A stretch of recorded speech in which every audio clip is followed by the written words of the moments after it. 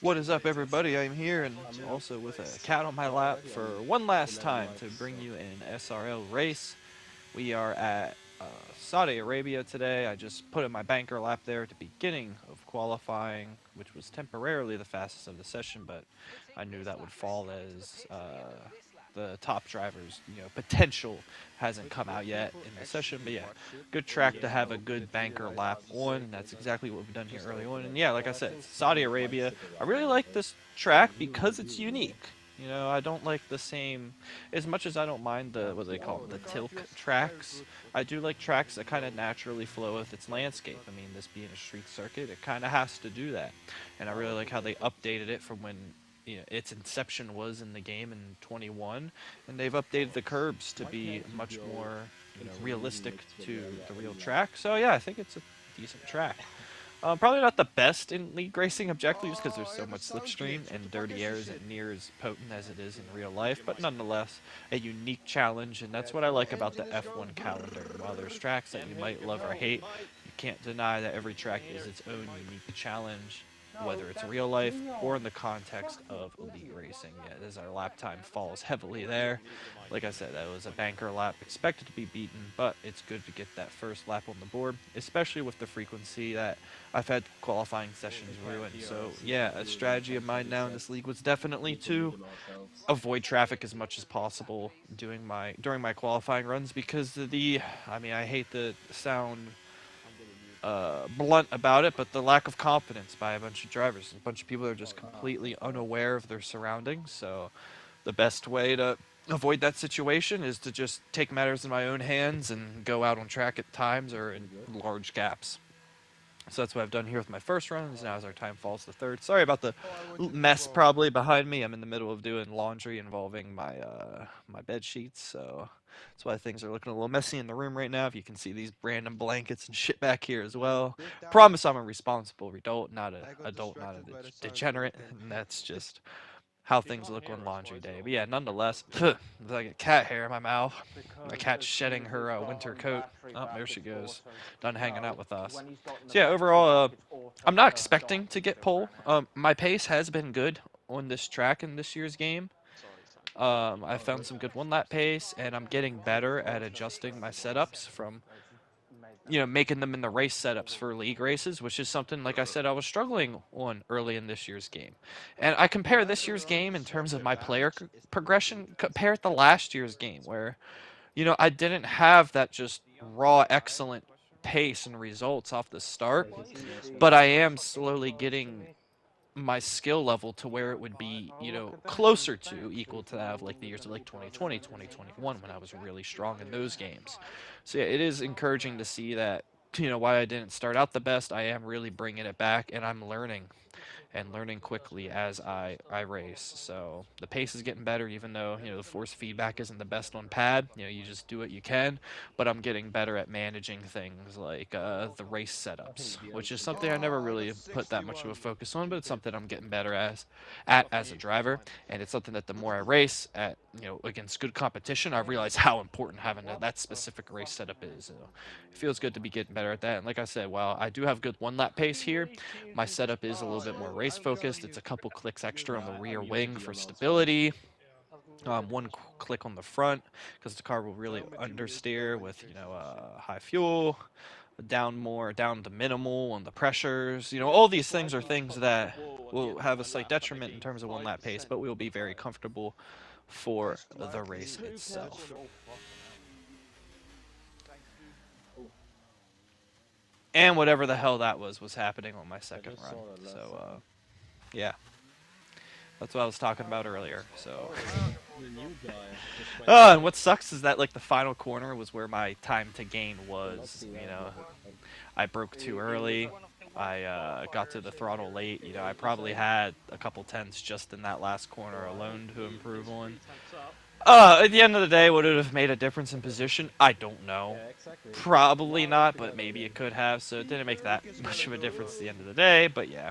Instead of wasting time talking about a whole quality lap, we'll just show you what happened at the end of it. And yeah, once again, getting impeding and qualifying. You just fucking love it, folks. Every race. Don't worry. Nicolo, not held up in quali. Free FBA, not held up. Jensen, clean laps.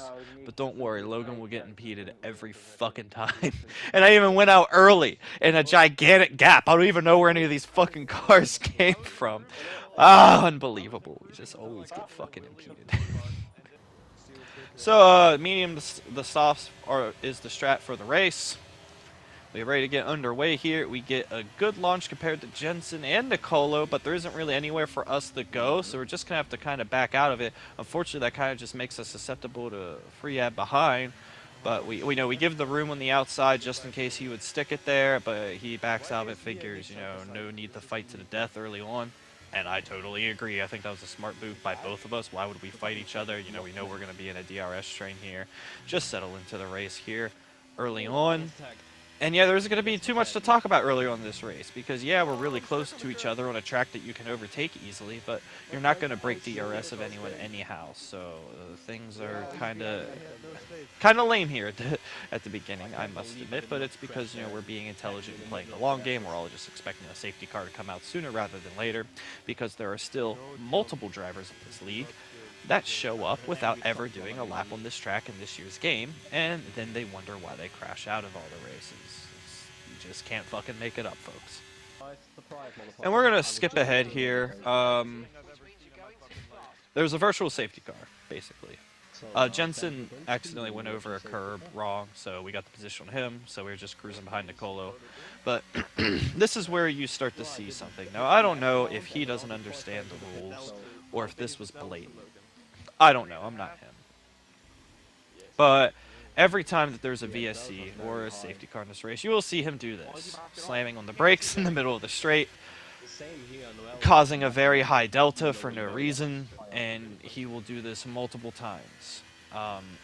He would only get penalized for it once, which again is just something I don't understand. Why would you only get penalized for it once when you do it every time? And you see him doing that as a huge advantage, and here's why.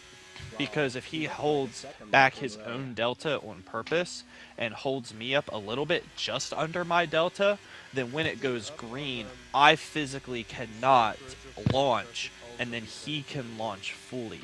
So he just gives himself a gigantic momentum advantage, and since he's leading, obviously a gap to the next car isn't a disadvantage. That happens for him because there isn't a next car in front of him. So yeah, it's just taking advantage of the delta. It's something that we've seen be banned in real F1, because a great example of that was Rosberg and Hamilton would do that to each other under virtual safety cars in their 2016 season. Even in the 2015 season, they did it once or twice as well, because they know if you drive really slow to basically match the other person's delta, then they can't launch when it's going green, and you can just take off, and then that momentum that you gain for that just means the other person isn't in DRS, and there's nothing that they can do about that. And that's what's happened here, and will happen multiple times. A little bit of a spoiler alert. Yeah, Jensen was really close to me because of that, and then because of that, I lost a position. So I end up losing a position because of it. No big deal. We're all in DRS of each other, so it really doesn't matter. But still, that's just track specific that it doesn't matter, and the fact that all of us are pretty much the same pace in terms of race pace. So in terms of my race, I wasn't worried about it because we're all just in this front-running group. But in terms of the rules, the rule exists for a reason. Again, I don't know if he just didn't know the rule, or he did know the rule and it was blatant. I don't know, so I'm not going to make a judgment on that in that regard. But yeah, it was really frustrating, nonetheless, to deal with this multiple times throughout the race, which you will see. Now we're going to fast forward again. There would be a safety car because, again, people are just incompetent in this league and can't drive easy-to-drive tracks because they don't practice the game at all. And now you can see him backing up the delta again. It's just driving purposely slow under safety car. This delta would get up. I'm not going to play out the whole thing, but the delta gets up to for me, about 7 seconds. And yeah, that's obviously not allowed. So this was him doing it again. Again, they did not make it clear which instance of him doing this got penalized, but he does this 3 times. I'm sorry, he does this. Does he do it 3 times or 4 times? I don't know. We'll see as I'm making this video. But he got penalized for one of them. So either way, let's just assume to make it easy to organize that he got penalized for doing it the first time. Then that would mean this is a time that he does it with just no penalty. Now, what could be the big issue here? If theoretically we all pit and people behind stay out, that just means that we lose track position. That when he passes those people in old tires, he just puts extra cars between us and the rest of the field and no fall run. Oh, I'm sorry, it goes up to pretty much 10 seconds. The delta. So yeah, as cars pass the pit lane and as Jensen and him go by, boom, now we are P5, count 1, 1,000, 2, 1,000, 3, 1,000, 4, 1,000, 5, 1,000, 6, 1,000, 7, 1,000, 8, 1,000. We're already out of the pits at this point and ahead. The delta was just shy of 10 seconds. If you count it in your head there, then you can, if he doesn't hold us up on the delta, on purpose, then these people that went by us while we were in the pits do not go by us when we're in the pits. Like, it made that kind of a difference, and like I said. So now, let's assume this race would go to the end, which us on hards can go to the end. Jensen, in hindsight, makes a mistake here by going to the mediums. His mediums either A, can't make it to the end, or if they did, they would be so dead for the last 4 laps that they would fall off the cliff with 4 laps to go. And so it would be a big disadvantage for him. And basically, my thought was, whew, if this goes green to the end, which I don't see any fucking chance of that happening, to be honest, then Jensen's like, I don't really got to worry about him in terms of the race win. So, but that's all hindsight in retrospective, and it ends up not mattering because more safety cars happen, or at least virtuals. A little spoiler alert again. But yeah, if Nicolo in this instance doesn't hold us up on purpose with the delta, again, I don't know if he didn't understand the rule or whether it was on purpose. I'm not insinuating that, but we still would have came out in front because there was a big gap to us to the rest of the field. We would have came out in front of the people that did not pit. So the advantage that gives him is that he's obviously being in front of us going to pass those people in old tires first, and then that's going to be cars in between us and him that is going to cause us to lose time to him. So by the time we get through that pack, he's going to be outside of DRS. So basically it's a break DRS on the next green flag run for free card because he held the field up is basically how this will play out because of it. And when we go green, I forget who was leading the pack, but someone makes a little bit of, oh yeah, Luke lags a little bit. The Williams there lags a little bit, and that causes a checkup in the field. In hindsight, it wasn't his fault. There's a little bit of desync going on, but between drivers. So 2 guys that thought that they were in line actually like went inside each other real quick, and it caused a little bit of confusion. So Luke said, "I'm just going to back out of this and get out of people's way." So yeah, it was just an inconvenient thing. No one's fault really. You know, it's just the way the connection works and the way the game works. But it did cause us to check up a little bit. But importantly, for us, it actually did cause Jensen to be able to pass Nicolo. And what's interesting about that is now that advantage that Nicolo built illegally, that potential advantage he built illegally, is now nullified because now Jensen's ahead of him. But the issue is that Jensen's on the medium tire, which won't make it to the end, or will be very, very slow for the last 4 laps. Now he is going to be quicker at the beginning of the stint, and has that same advantage of passing these cars on the old tire ahead, like I stated earlier. So now Jensen essentially just gets to break that DRS for free, which I'm not really worried about it. Like, he would have to have insane pace to be able to make an additional stop and still, like, catch up to us not stopping. But still, it's not optimal. We get by that was his teammate, that was not Jensen. He's on the old hard tires. And Freya Bile has an amazing run here. I didn't want to block him off and risk an incident. And he might be able to get through here. He does. So, yeah, that was a little irritating at the time. But like I said, I'm still kind of in this head group, so still a long way to go in this race. And I was sure that there was going to be more safety cars to be had. The question is, does the safety car come up at a time that either basically, because Jensen's the one on the opposite strat of us, the safety car is either going to save Jensen or fuck Jensen. Because he ends up, his plan was not to go to the end of the mediums. He was going to make a stop. So if it comes out before he would be making his stop, it saves his race and basically hands it to him.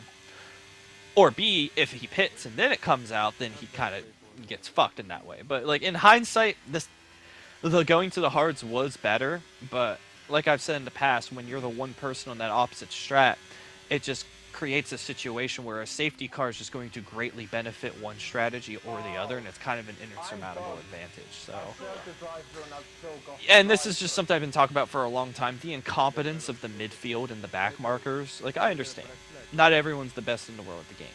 People crash sometimes. Shit happens. But the fact that we have like multiple safety cars every fucking race, and these safety cars literally dictate the outcome of the race at the top. So it's like the incompetence of the people down below is basically just writing up the results of the podium spots at no fault of our own. Race after race after race. It happens way more often than it doesn't. And this is kind of a situation where it's going to happen again no matter what. Because like I said, if a safety car comes out, it's either going to eliminate Jensen from the race completely or just completely hand it to him. But the same could be said about anyone in any situation that's kind of on the opposite strat. Yeah, he kept the wall. We were getting our VSC, which I wasn't happy about because I was doing a really good job of saving my ERS compared to the cars ahead. And you probably saw earlier we got back ahead of Free Ed Belay. I forgot to mention I go off on rants. So yeah, we have another virtual safety car. And Nicolo's ahead. And spoiler alert, he's going to hold us up again. Again, this is illegal, very illegal. This would be now, because he got penalized for doing it once. This is his third time doing it. This would be the second time that he's gotten away with doing it. Which again, I would make the argument that I always make. If you do something in this league, and it is to the negative detriment of Logan, it is now legal. But, so yeah, it was probably that second time he did it that got penalized, because that also negatively affected Jensen. So I'm sure that's the one that got him a penalty. And it also helps that Jensen's a steward. Now's a great time to bring that up. So yeah, anytime that some bullshit happens to us and we don't get a penalty due, it's like, the stewards review the incident and come to the conclusion that we're going to penalize the steward's competition, thus handing the race to the steward. Sounds good to me, folks. Like, what the kind of fucking shit is this? Like, all the stewards in this league are either A, my competition, or B, people with, at best, bronze level knowledge of the game. This is a rant I've gone on previously with the other league I raced in that I did videos about that I can't even remember. The one that changed names all the time, where I was in the McLaren in 22 and then the Alfa Romeo. You know, that one for those that are from those videos. Like, you can't have people that are like the skill equivalent of like fucking bronze and silver dictating how the masters of the game should drive. It's just that ridiculous. Or you can't have people with a say in the like a hand in the outcome, being the people in the race that like benefit from it. It's just, it doesn't work every time. Every league I've ever been in that has had stewarding issues, which this one has, they had to make a whole statement about it because everyone complains about it, because no one knows what the fucking standards are because they're inconsistent on every single fucking incident. I'm not even going to go on that tangent of all the incidents that we've had that have just been bullshit calls time and time again that I genuinely don't know what is or is not a penalty, which is fucking sad considering racing is the easiest rule set to understand in the history of sport. Yeah, that's why that shit happens. You always have these issues when you have either A, people that don't know shit about a game judging it, or B, people that are racing also stewarding. Can't have people racing be stewards. It's just never fucking works. It hasn't worked here, just like every other fucking league I've talked about where that issue has existed. But yeah, a lot of nothing going on here. We don't have DRS ahead because of him doing gimmicks on us, but luckily for us, he has very poor ERS management in this race, so we will be able to catch back up to him eventually. That is if we stay green the rest of the way. Also, what he did just there, just handed Jensen the race, because he gave 7 seconds to Jensen to back me up. Like, what the fuck he was doing there, I have absolutely no idea. But now Jensen has enough of a gap that with his medium still being quicker, that he'll be able to pit the softs, and if there's no safety car, just be able to win this race for free and fuck us into a fall of our own because someone held us up under VSC.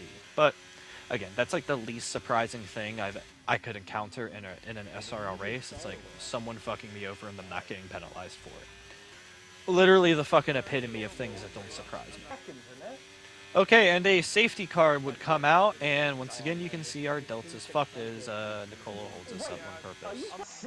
So we fast forward to us making our pit stop on the softs here, since it's pretty much the end of the race. Bad news for Nicolo, he does not purple his pit entry, and we do, which means we just jump him coming out of the pits. That's what you get for holding me up on purpose. Got him! And Jensen had to pit too, and he pit before the safety car came out, which means now we lead this race. And in this situation, as my cat jumps around like crazy, this race is over. It's done. I mean, in my practice, I didn't make any mistakes. I have no. I might have one. I think I had one warning in this whole race. And with both cars, with there being no DRS and a full battery of meter, like Slipstream is not enough on its own to be able to catch and overtake me. Especially with Nicola behind me, where comparing our setups, I have greater straight line speed than him by a margin. This race is over. You know, like I said, full bar of meter, only 2 laps, no threat of warnings, and no DRS.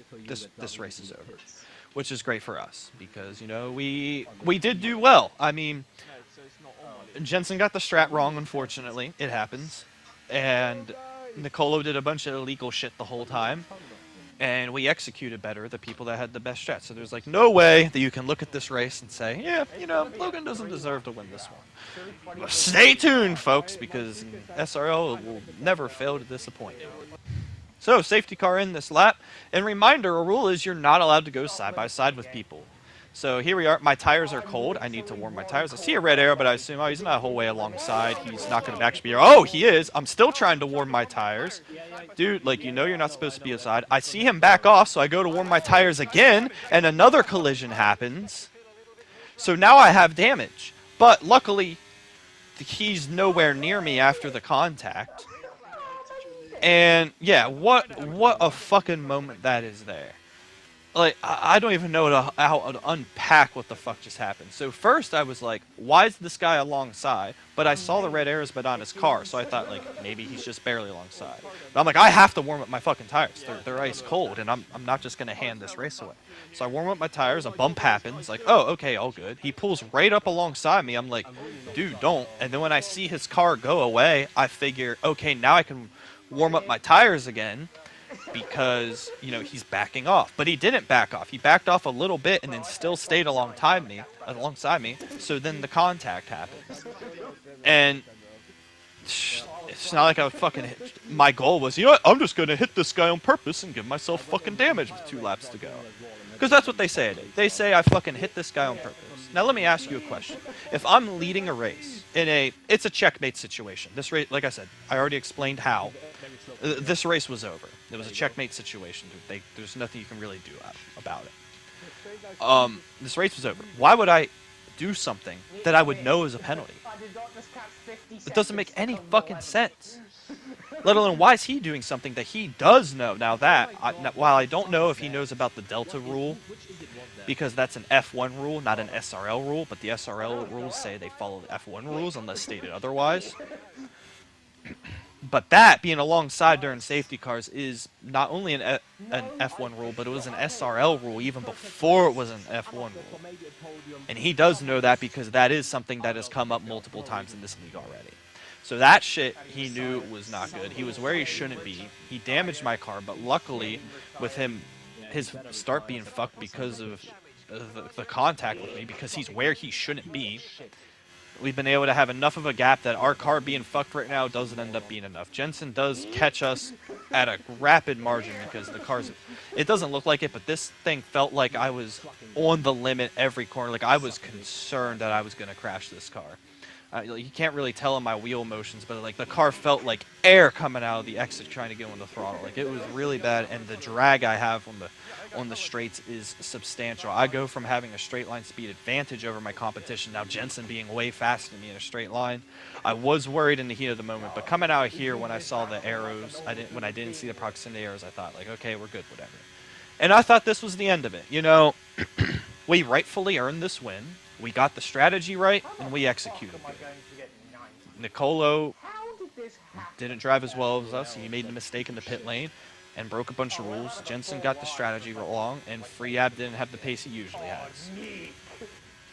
There's no way you can look at this and be like, Logan didn't deserve to win. But afterwards, they decide that I need a penalty, and that I actually drop down to 5th. And like I said, that's just fucking ridiculous. Accusing me of hitting a guy on purpose. Why the fuck would I do that when I already have the race won? And I said enough's enough. I'm tired of week after week, me wasting my time just to get fucked at no fault of my own because of an incompetent midfield, bullshit stewards that make inconsistent decisions, and decisions that blatantly go against their own rules. So that's it. We're fucking done with SRL. And we'll see what we do next from here. Because it sure as fuck isn't this.